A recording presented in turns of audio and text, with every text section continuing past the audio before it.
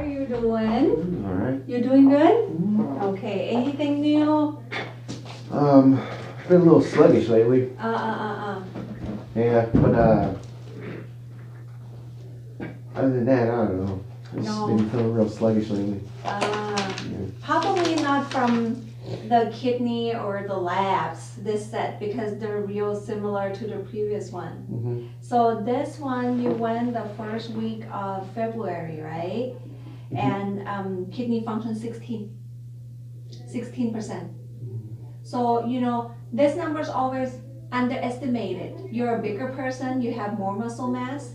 So your real number could be 17 or 18, okay? Mm-hmm. So we have to take that into account also. But as far as changes, because we're tracking the changes, right? Right. It didn't seem to change very much, okay? Mm-hmm.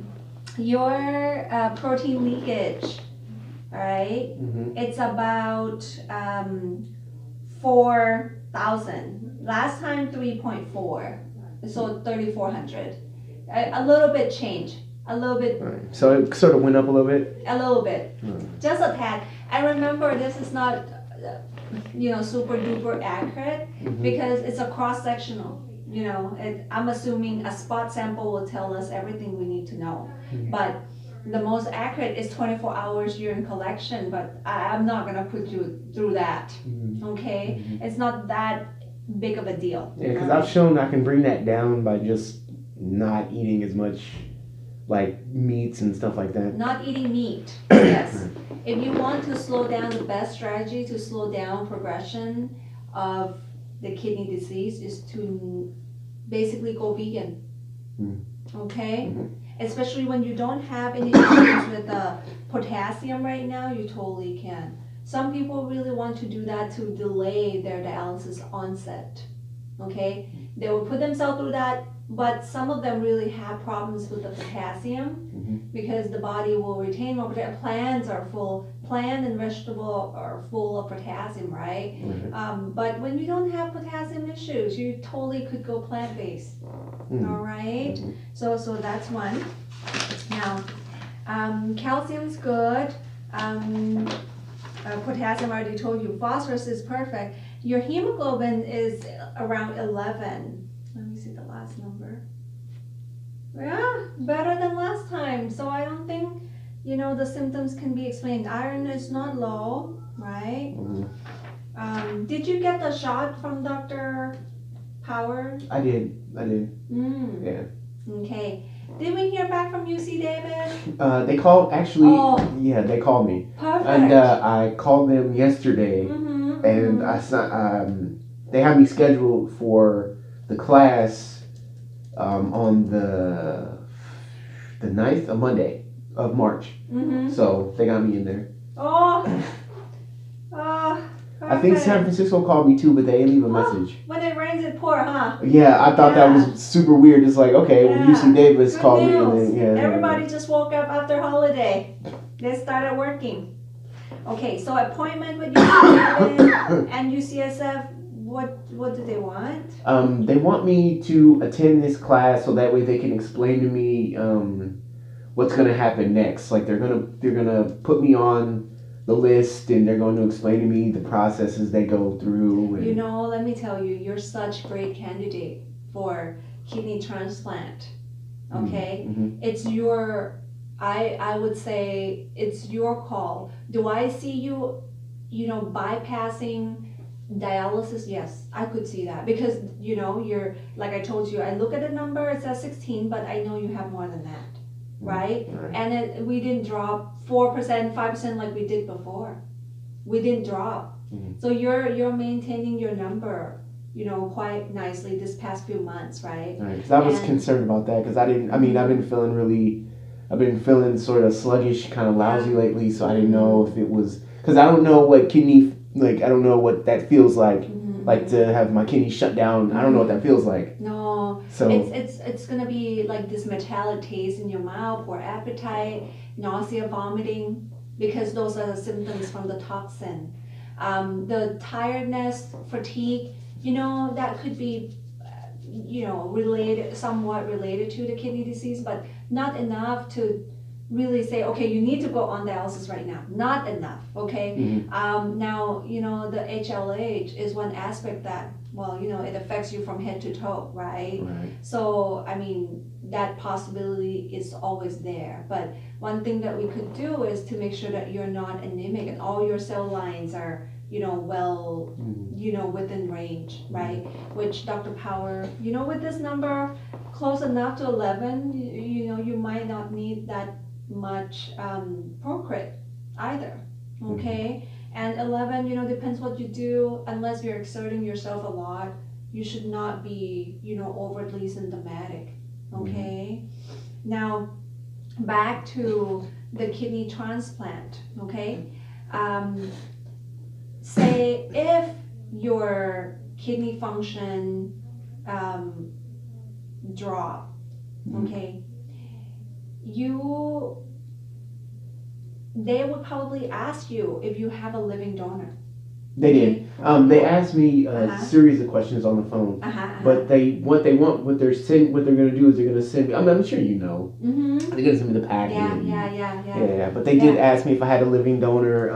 What did you tell them? I said no because I don't. Like my mom wants to, but no.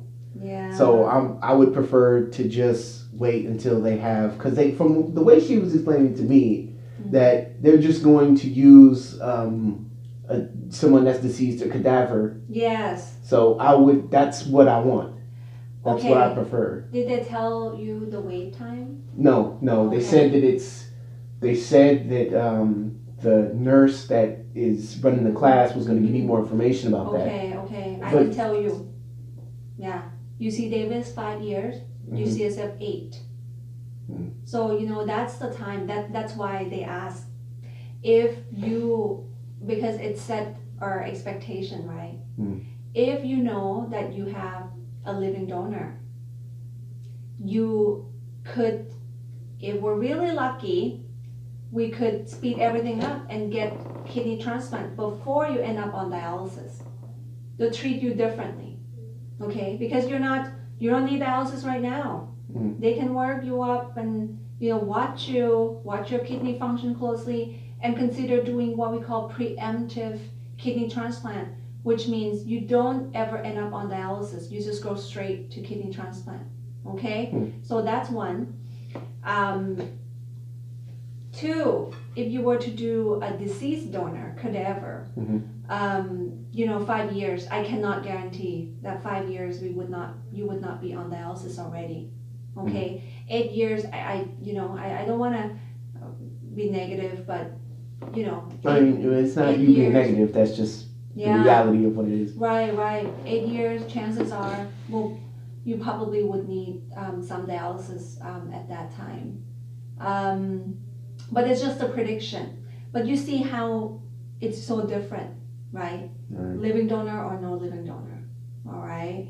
So that's the expectation. And I would say this, as much as this is very personal. I don't want to get involved too much, but then I got to talk to your mom, right? So I know where she's coming from. I would say this, and sometimes try to take advantage of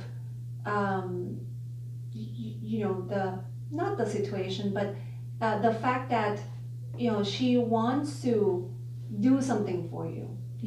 Whether or not she's a candidate to do that, at least it help her. This is not for you. Help her, to go through it, to make her feel better that she's done something for you. For example, if you call UCSF and UC Davis and tell them, I have a living donor, okay? It could be my mom. My mom wants to be. What are they gonna do to her? They're gonna order lab tests, okay? And it's all covered because now she's your potential donor, right?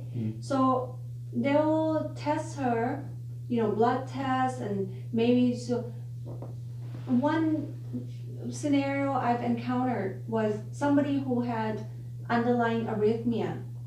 If you look at this person, you never know. She doesn't even, she's not old, so she doesn't see a doctor regularly, just wanted to donate. because of the good intention of wanting to donate a kidney to a sibling. She discovered this heart disease, and now she's getting treated. Of course, she's not a candidate to donate a kidney anymore, but she goes and she went in with a good intention. But then it's good for her because now she realized the health problem that she has, right? And no transplant program is going to be blind to the point where, oh, we need the kidney, so we don't care about it. They're very protective of the donor. Okay, if your mom is not perfect to donate the kidney to you, they will never let her. Okay, and at that point, after going through the test, she's fine, right? Or not. And then it helped her because she would feel like she's done something for you. But it just, doesn't work out or anything like that. The second scenario, everything went fine. She's a perfect candidate. You still don't want the kidney from her. You can call it, okay? You can tell the transplant people, I don't want the kidney from her. I changed my mind. That you can do too. Okay? So you think about it. I think the deal breaker is, are you okay with being on dialysis before you get the kidney? Okay? All right? So think about it. Because all your number looks stable. Okay? In fact, I'm going to stretch the visit to 2 months. Yeah. You're doing good. Same number. How's your blood pressure at home? You know what? I didn't take the blood pressure medicine because I was driving. I try not to take it on an empty stomach because it makes me nauseous and it makes me feel bad. Yeah. So I take the medicine with food, and with taking it, it does help. It does, like that number that you seen. It's not like that when I'm on the medication. Oh, okay. How high? It's about what was the systolic? 159. 159. So it's around there. Usually around 150. At home? Yeah, at home. And the 90 it's usually in like the 80s.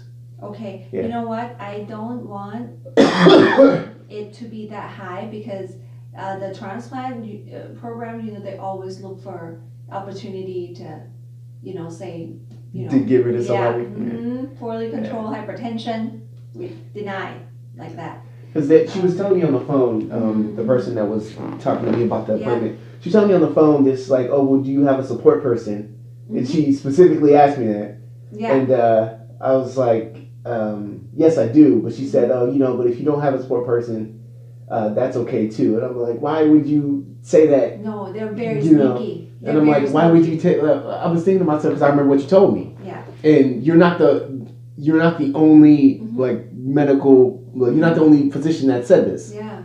Somebody else said the same thing. Yeah. And I'm like, well, why would you tell me that if you knew that that's not what it was? Like, you deliberately lied right to my face, knowing damn well that, I need somebody with me or you guys aren't going to. Yeah. So it's like, well, why would you deliberately try to waste my time like this? Yeah. It's I know how to look out for my patients now. Going through it so many times. They're, because of lack of resources, they have to do it this way and come up with all these strategies to make sure they have the perfect candidate. And because they don't know you. I know you. I know your situation and everything, right? Of course I'm gonna push for it. But for them, it's like, okay, these are the resources we have. The kidneys. We have to pick, the marathon runner who just happened to have kidney failures and have a bunch of family member who are willing to donate. They just dream about that all day, But it's, see, so you told them you have someone. Okay. Yeah. All right. So let's do this. Hydralazine, you have hydralazine, right? Yes. I'm still taking it, but the swelling is still it's still happening. Okay, no, that's fine. Yeah, I'll take a look. But the swelling, I think, mostly came from amlodipine. more than anything. Okay, that's the main side effect, especially with 10 milligram. All right, but it works to help control the blood pressure. So we'll keep it, but just know that that's from that, and then we can adjust the water pills too. But for hydralazine, are you taking it 3 times a day? No. I've been taking it twice. Twice. Because what it is because I don't wake up at the same time every day, and I try to take it with food. Sometimes time will pass. I'll take the first dose in the morning, and then it's by the time I realize it's nighttime already, and I'm eating dinner, and then I'm taking the next dose. So I didn't want to take them back to back to back to back real consecutively like that. Right. Okay. Then let's do 50 milligram. Okay. So was that like 1? 2. So 1 pill is 25. So you want to do 2 and 2. Yeah, that's what I've been from the last time. Oh, you've been doing 2 and 2 already? Yeah, because that's from what you told me last time. Okay. You know what? Let's do. I'm gonna one up. Okay. So 100 milligram twice a day. Okay. I'll send a new prescription. All right.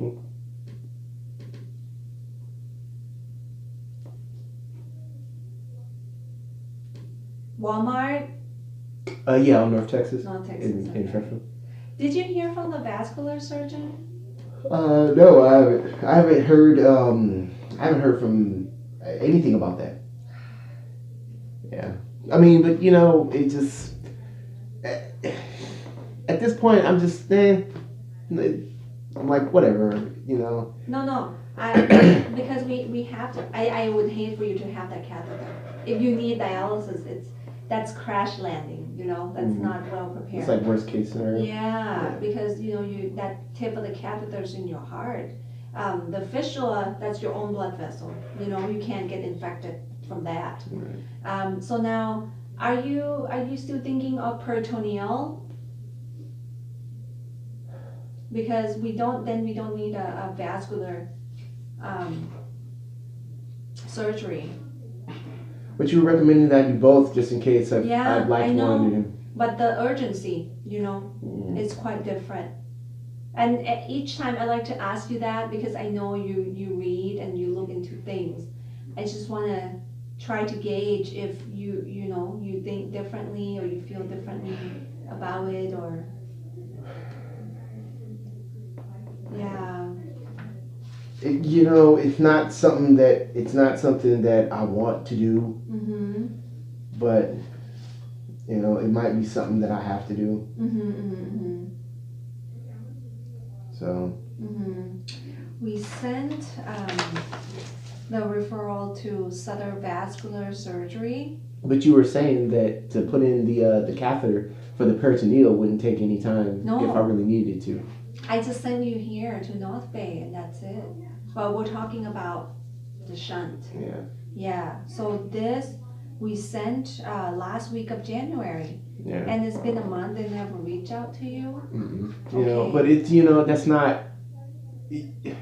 You shouldn't feel bad for that because that's not on you. That's on them. Like you sent the referral and now it's their responsibility to contact me. Like that's not on you. So you shouldn't in any way feel responsible for that because that's not your fault. But still. You let them know and now it's on them to talk to me. Just like UC Davis. Like with that's not on you. You told them what the problem was. Yeah. And they made the decision not to talk to me until now. So that's on them. You did your due diligence. You did your part. Just by letting them know. Yeah. It's like if somebody was walking out into the middle of the road and they were going to get hit by a car. You told them that car was coming and they walked out there anyway and still got hit. That's on them. You warned them. You told them what it was. Yeah. So you should not feel bad about that at all. And besides, like I'm not in the be angry blame game. I'm not one of those kind of patients. It's just like I'm at this point. I'm kind of just like it's whatever, guys. It's whatever. It's just You can drive up to Sacramento, right? Yeah. Okay. People are just working fast, I guess. Slow, I mean. Yeah. At this point, I'm just kind of like, what else? Like what's next? Like. No, No, no. Yeah. Okay. That's sort of where I'm at. That's sort of where I'm at right now. No, we were doing good so far, so we have to get the ball rolling. Once we check off the list, and if you don't need it, you will see how easy it is. This is the time that, okay, I get you listed, we start collecting the time. Mhm. Okay, done, right? Two, we have a plan. Okay, if worst comes to worst, you need dialysis, whatnot, as long as you have this, fine, and then the rest is very easy. It's just this. Okay, every month, okay, what should we adjust and what should we do? You will see that, okay, transplant, while you're collecting the time, you're done. Okay?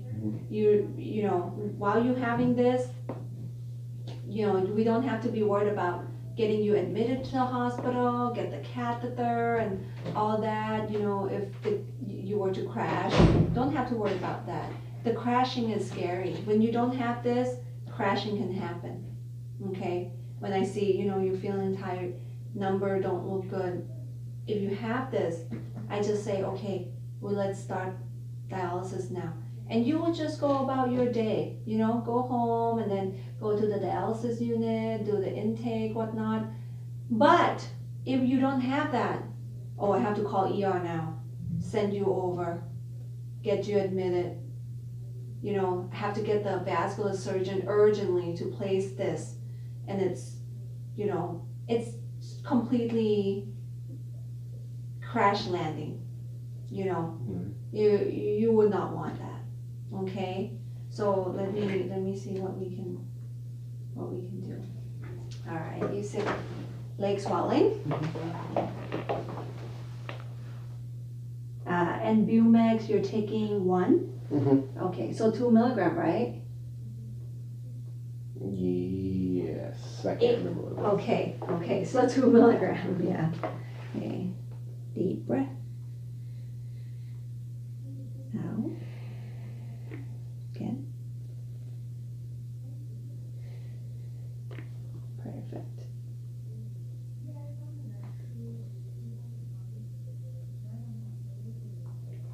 Excellent. If you feel like you need more water pill, you can add the afternoon dose. Okay, you can take twice. Now, do you do baking soda? I haven't. You haven't? Yeah. Okay. So I've been putting like what'd you say, teaspoon? Yeah. Yeah, in my water, and I've been drinking it. Okay. Because when your blood turns a little acidic, you feel tired too. Okay. This number, I don't want it below 20. This number is exactly at 20. Which one? Bicarbonate level. Yeah. You will see it listed as CO2. That number. Once the kidney function, because at this level the kidneys start retaining some acid. Okay, you have to take the baking soda to help neutralize it. Okay. One medication we need to start is called calcitrol.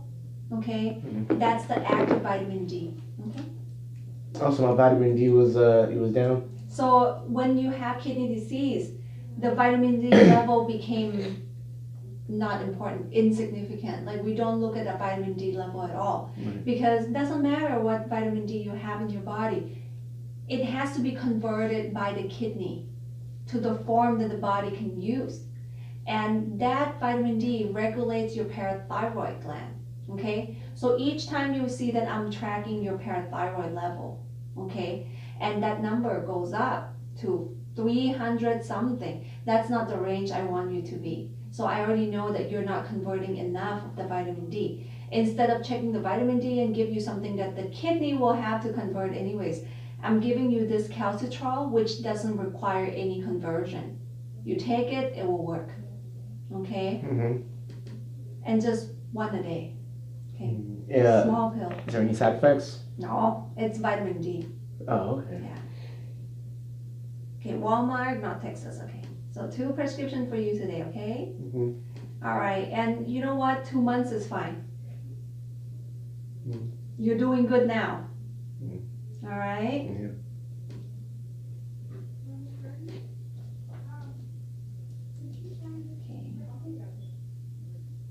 They were also saying that finding a match was also based off of blood type. Yeah. No. You have to really go to the first visit and you will see. It's not the blood type. It's something that's more evolved than that. Okay? It's really a cross match, and it's more than just the blood type. Okay? And if you have living donor, doesn't matter if that person is a match to you. You just really need someone, because they can always do the pair exchange where they're matching. Okay, your donor is not your match, but could be a match to other family member, and so they do the swap. Okay, so pretty much when you say you want to ask somebody to donate a kidney to you, you pretty much don't have to ask them the blood type anymore. You really just need somebody who's willing to donate. Okay? And I'm waiting to hear, I want you to be seen by the physician over there so that, they can do a more, chart review and, get to the piece of the HLH and see if they would have any feedback about that. Yeah. To see if, their need for evaluation, reach out to Dr. Powers and, see if, that's the piece that I wanted to hear from them. The kidney, we already know. We biopsy you. Right. I mean, there's no secret or any surprises, but I want to see, what they're going to say about the HLH. Yeah. Because that really doesn't seem like, because it's still a thing. Like I'm still, like I never got a transplant or anything like that. To me, it still seems like that's a risk that I still have. Like it's a realistic thing. Just because I don't, I'm not immediately being treated for it. Like there's still, the remnants of it are still affecting me even now today. Right. So I'm still kind of curious about that too. Right. And that those two are, big academic centers. And if they want you to have a complete evaluation, they could, do the internal referral to have you seen by their hematology team. Yeah. So hopefully we get to that soon, okay? So the labs, no surprise, all these things, okay? 1 week before you come back. All right? Have you ever seen anybody? Have you ever met a patient with HLH? Yes, but they don't have kidney disease affected by HLH. And they actually didn't look as good as you do. They're I saw them when they're not well in the ICU type, not the walking one. Okay, because it's a condition that's very difficult to treat, pretty high morbidity, mortality. So you're quite lucky. Unlucky that it happened to you, but looks like given the overall, I'd rather take diabetic kidney disease than HLH affecting the kidney. Yeah.